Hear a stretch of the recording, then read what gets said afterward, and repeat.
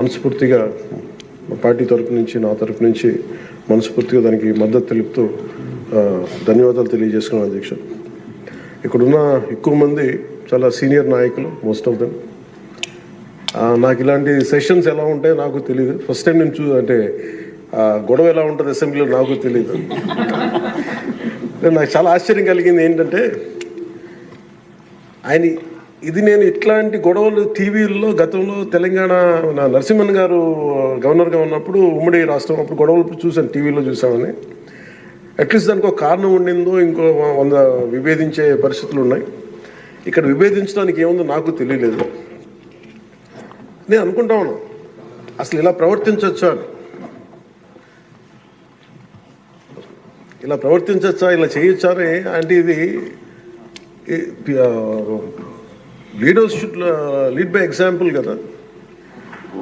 రాష్ట్రానికి ప్రథమ పౌరులు గవర్నర్ గారు ఇలా ఈ స్థాయిలో ఉండి ఆయన మర్యాదపూర్వకంగా వచ్చి మన బడ్జెట్, మన రాష్ట్ర విధానాలని ఆయన ప్రవేశపెట్టి మాట్లాడుతూ ఉంటే గౌరవించే విధానం ఇదేనా అని అనిపించింది.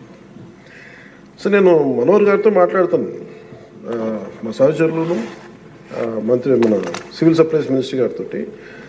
నా రూల్ బుక్ మేమిద్దరు మాట్లాడుకుంటే rules of procedure and conduct of business in Andhra Pradesh legislative assembly ఏంటి సార్ ఇలాగే మాట్లాడేస్తారంటే దాంట్లో చూపించాను. చాప్టర్ 5లో when the house assembles under article 175 176 of the constitution, every member shall maintain the dignity and the solemnity of the occasion before, during or after the governor's address and shall not obstruct or interrupt the address in any manner.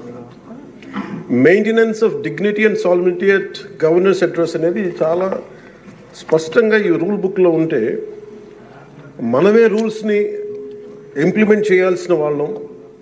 వారికి సంఖ్యాబలం ఉందా లేదా పక్కన పెడితే every member of this house has a responsibility to follow the rules.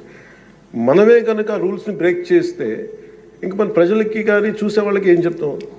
నాకు చాలా కాలం క్రితం నేను అప్పుడప్పుడు మనోహర్ గారిని అడుగుతూ ఉంటాను, సార్ అసెంబ్లీలో ఇక్కడ ఏమి గొడవలు జరిగినా ఎందుకు కేసులు పడవని, ఇక్కడ ఏమి మీకు కొట్టుకో, ఇది నేను నాకు చాలా కామన్ మ్యాన్ ఒక ఇష్యూ, ఒక ఇంక్విజిటివ్నెస్.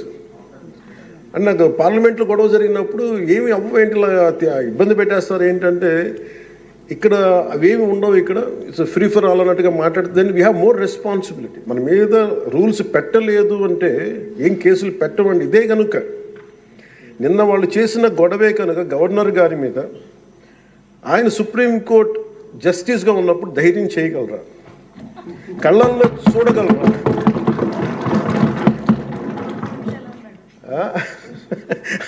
నాకు అది అనిపించింది. అంటే గౌరవించాల్సింది పోయి ఈ విధానం ఏంటనిపించింది. నిన్న టీవీ వాళ్ళని అడిగారు, మీరు వీళ్ళు వైసీపీ నాయకులు ఇలా మాట్లాడారు కదా, మీ ఇదేంటి అని. YCP synonym for ruckus. అంటే గొడవకు కానీ బూతులకు కానీ వాళ్ళు పర్యాయ పదం అయిపోయారు. అంటే నిన్న చూసిన గొడవ జరిగిన తర్వాత నాకు నిజంగా అనిపించింది, గౌరవ ముఖ్యమంత్రి గారు అన్ని సంవత్సరాలు వాళ్ళు ఎలాగా వాళ్ళని తట్టుకొని నిలబడ్డారో ఆయనకి హ్యాట్స్ ఆఫ్ తెలియజేస్తారు. అది ఎంత గట్స్ ఉండాలి, ఎంత దమ్ము ఉండాలి, ఎంత ధైర్యం ఉండాలి. అలాగే నాకు నిన్న గొడవలు జరుగుతుంటే నాకు అనిపించింది, నాకు ఇవే గుర్తొచ్చినాయి అధ్యక్ష.